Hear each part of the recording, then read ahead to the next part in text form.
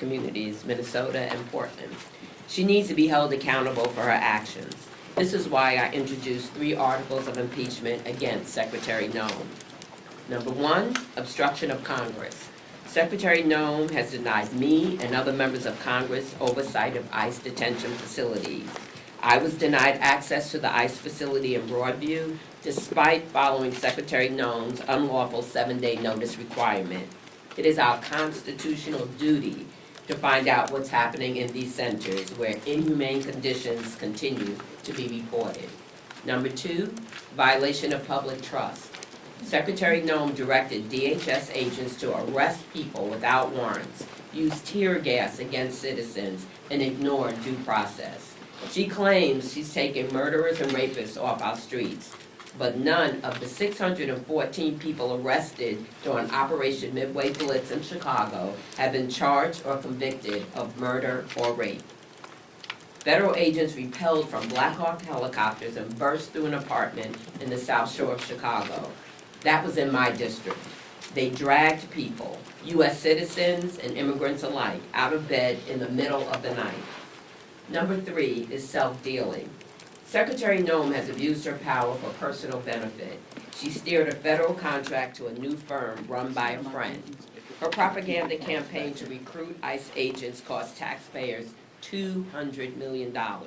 She made a video that turned the South Shore raid into something that looked like a movie trailer. But make no mistake, this is not a movie. This is real life, and real people are being hurt and killed. Renee Nicole Good is dead because Secretary Noem allowed her DHS agents to run amok. Families are forever torn apart. This is not about personalities or trivial disagreements. Secretary Noem has called my impeachment efforts silly. I want to tell her right now, Secretary Noem, you have violated your oath of office, and there will be consequences. I am watching you, members of Congress are watching you, the American people, most importantly, are watching you. And most of all, we are not liking what we're seeing.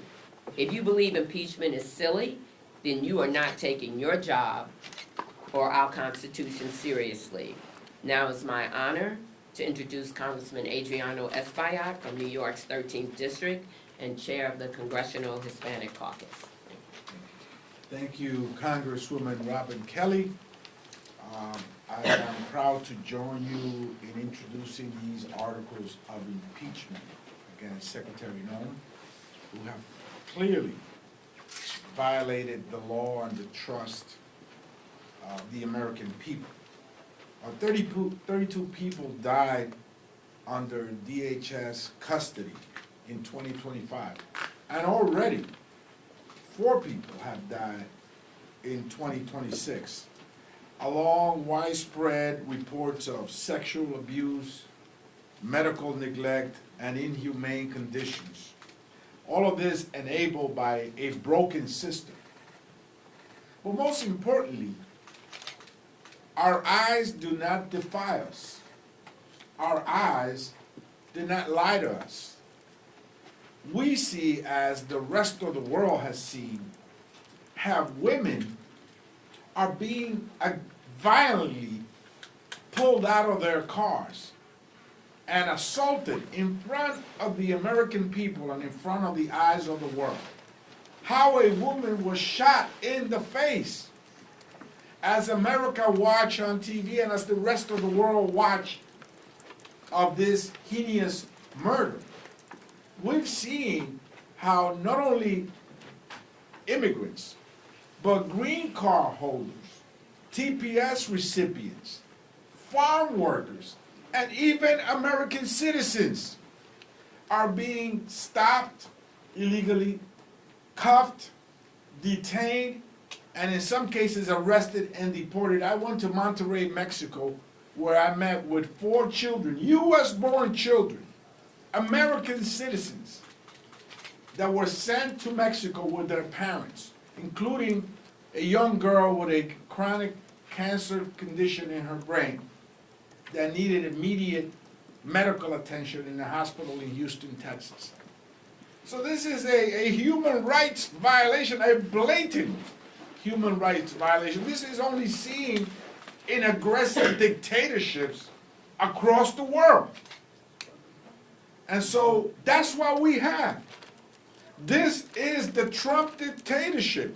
Do you think that a dictatorship knocks on your door and gives you a dozen roses when you open it? A dictatorship takes away your rights, your fundamental rights. It creeps up behind you and it assaults you. Eventually, it knocks on your door and shoots you. This is what's happening in America today. And so that's why it is important to hold the secretary accountable. This is enshrined in our laws and our Constitution. We must exercise our oversight powers. Congresswoman Velasquez and I went to 26 Federal Plaza, where we were denied entry to an ICE building. Subsequently, we went to court, and we had a favorable decision by that court to allow us to exercise our oversight powers.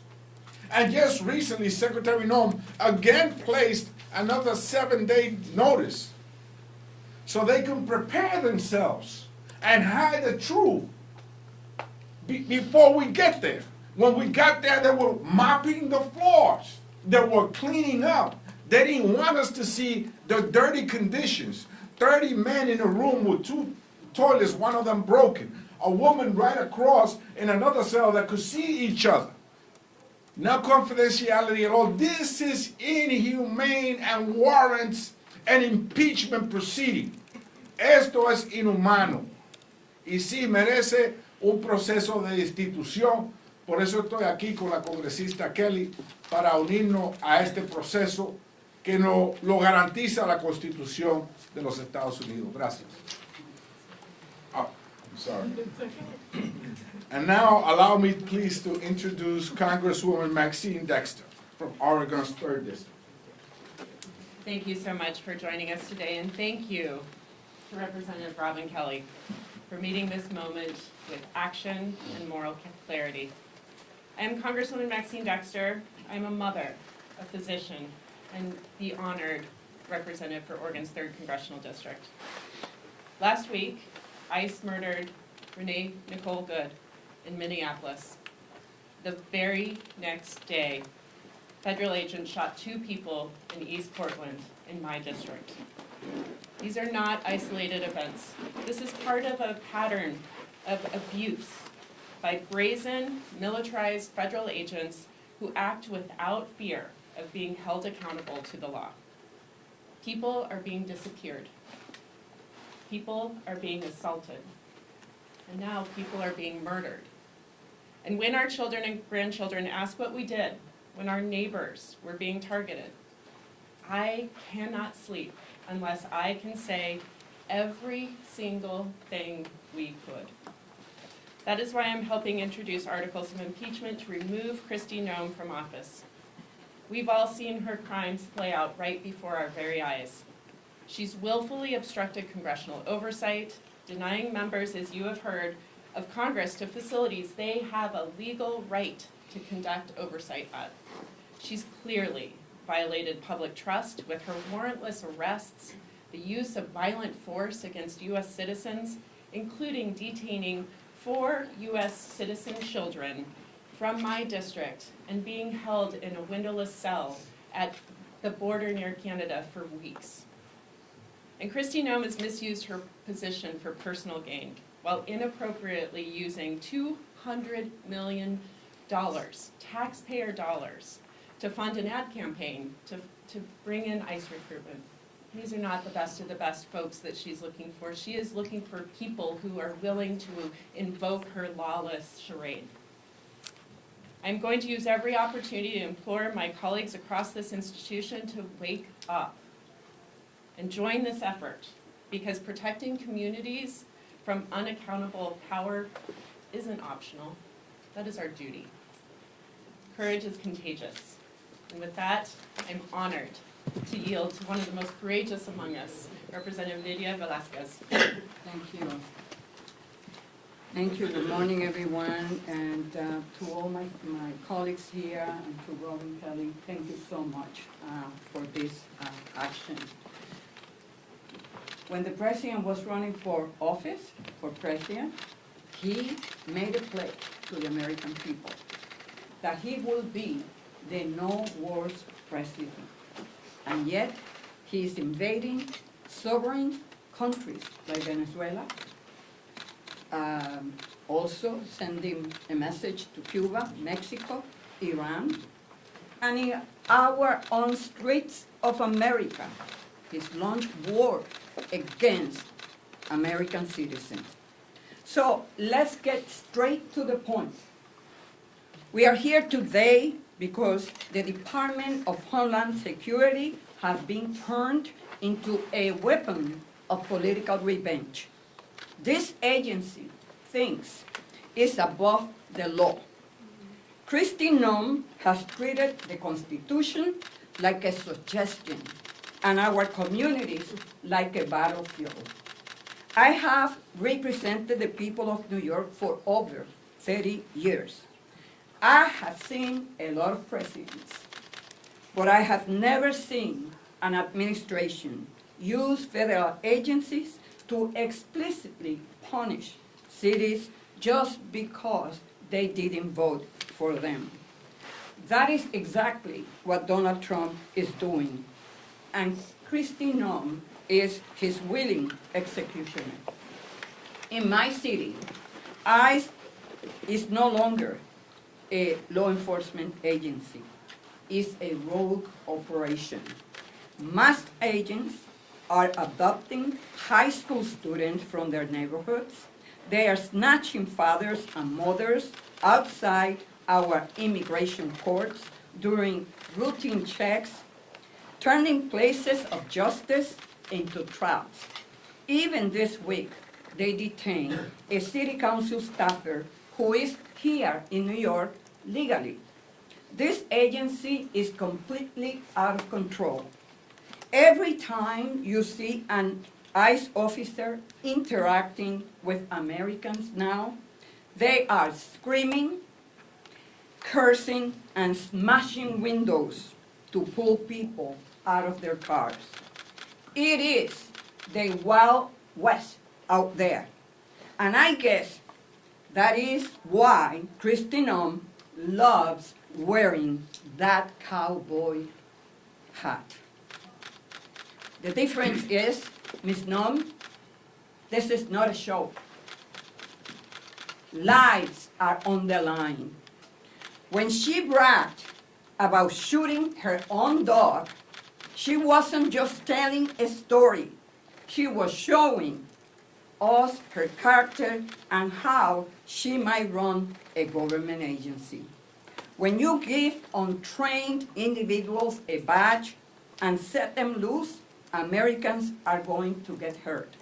Just like we saw last week in the tragic killing of Renee Nicole Good. And what was Kristi Noem's response? Did she demand an investigation?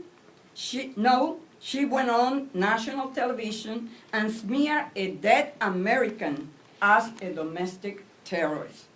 The articles we are filing today lay it all out. The obstruction of Congress, the violation of the public trust, and the self-dealing.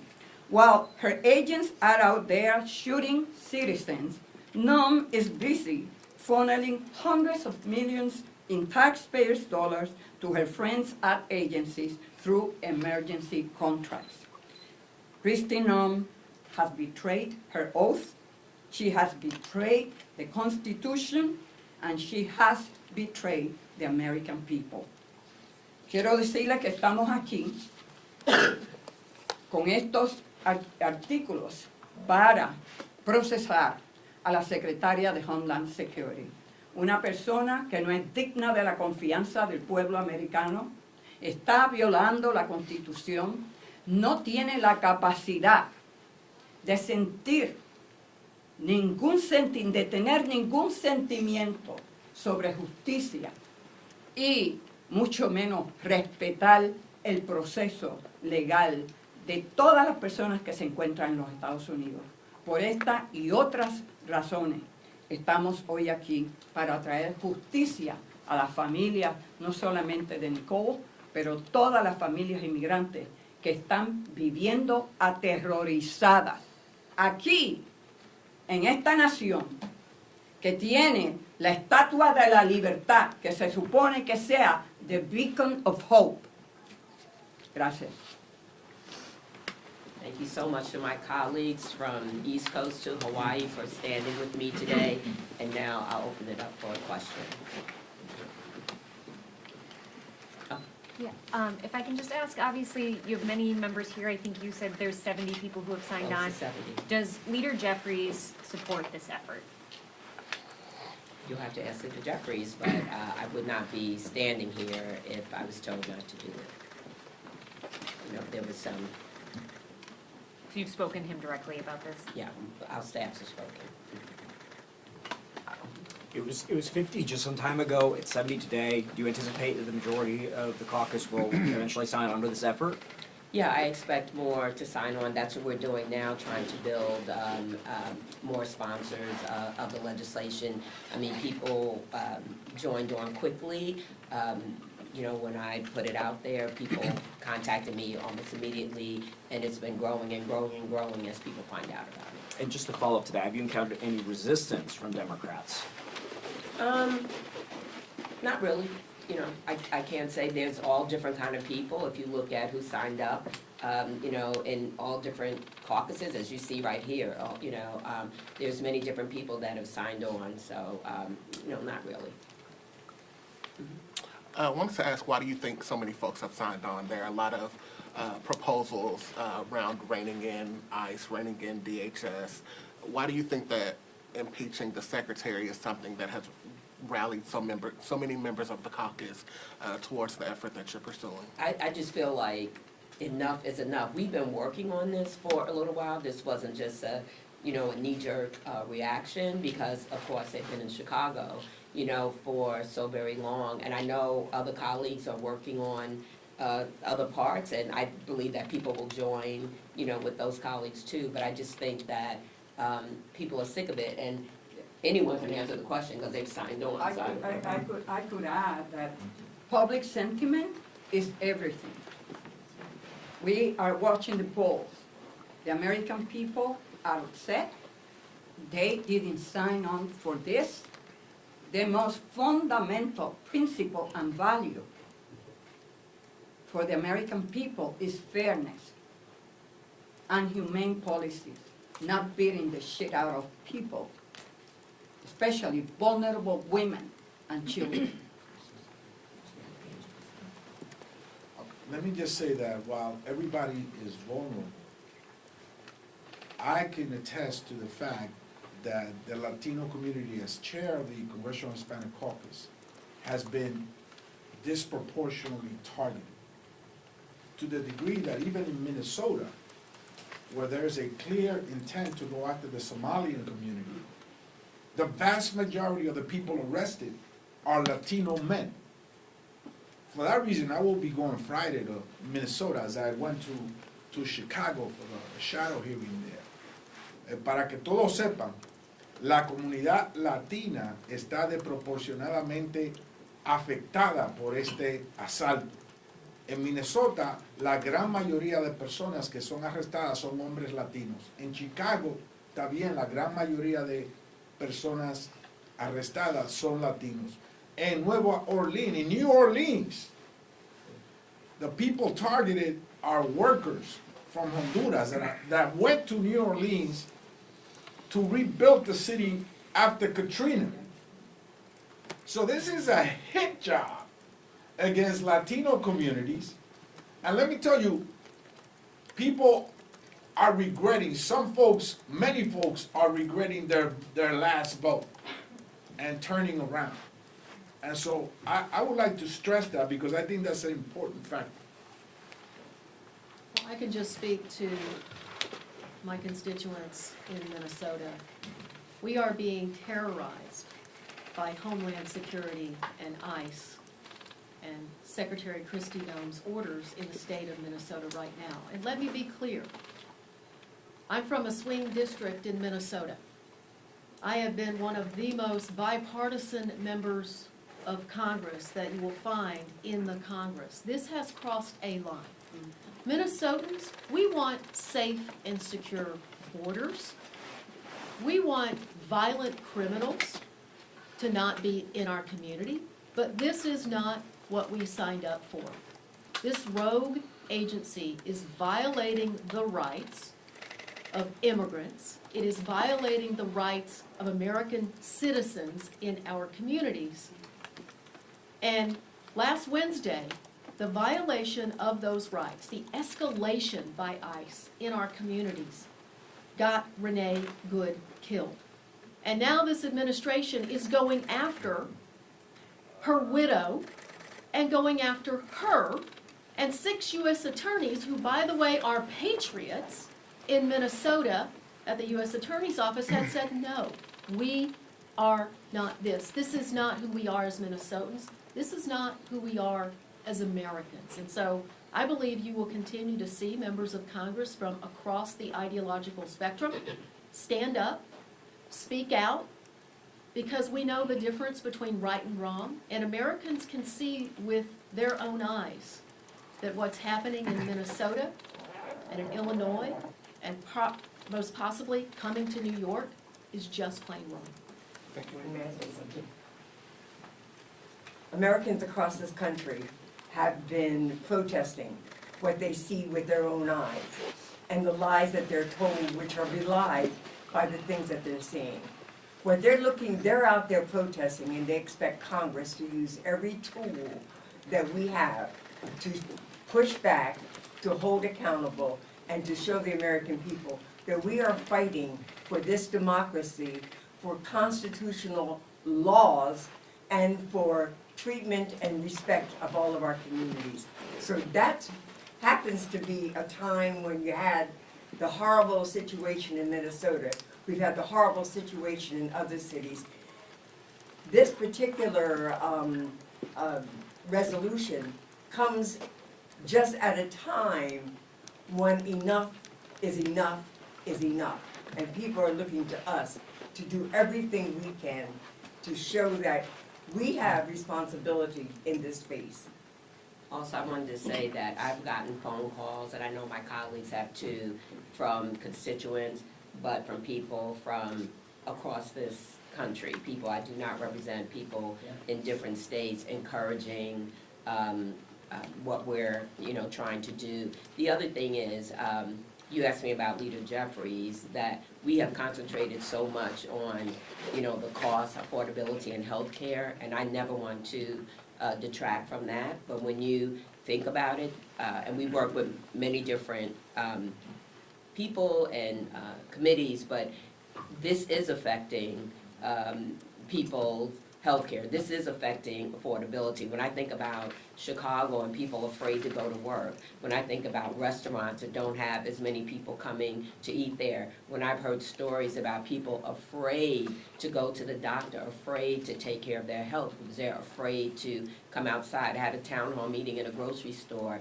and people told me stories how they're just simply afraid to go outside, whether it's shopping, whether it's going to work, whether it's going to healthcare, to their healthcare needs. So this is affecting, it's widespread. It's widespread. I'm not good at this, so. When you think about impeachment, obviously there's a numbers game that's involved with that. If you put the merits of your resolution aside and think about just that numbers game of getting passage in the House and conviction in the Senate, is this more about sending a political message right now or previewing the playbook for Democrats should you take back the majority? Or what's sort of the impetus? Is it just striking the moment with the current events? For me, and others can answer, it was like Congresswoman Bonnie Watson-Coleman said, enough was enough, and I just feel like we need to use every tool in our toolbox. If we do nothing, nothing will happen. And so just really now trying to build on momentum, getting as many people signed on as possible. That's the first step.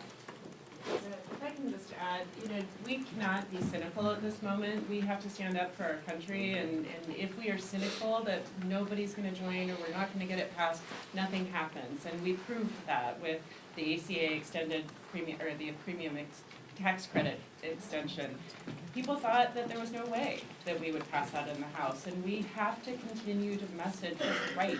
The American people can see what's happening is wrong. They want us to act. I had a town hall in less than 24 hours where standing perpetual applause for impeaching Kristi Noem. Like, the people want us to do something, and that's our job.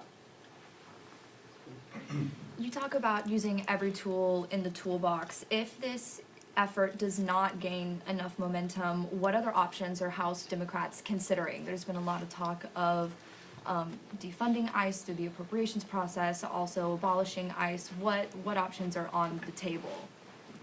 Well, actually, I think at this point, all options are on the table. We just have to see, what's going to work, and we have to have, more discussion around it. But yes, I've heard conversation around that too. But those are all tools in the toolbox that we have to look to.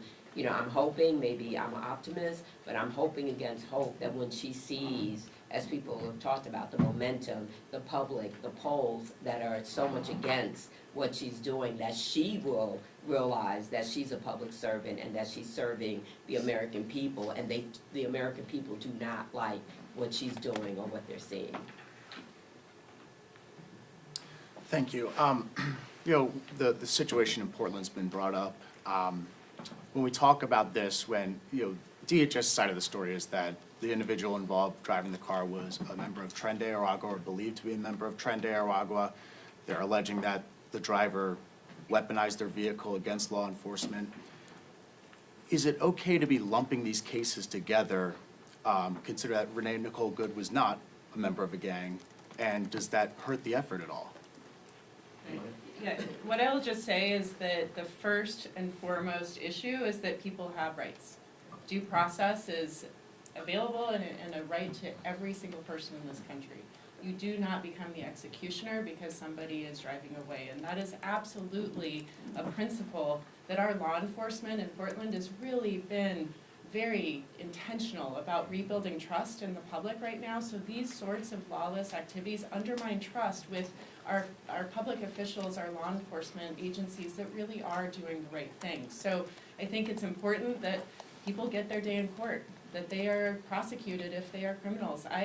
This is the same issue when Abrego Garcia was taken to El Salvador. It is a right to be able to prove your innocence or be found guilty in a court, and that is what these folks are not getting.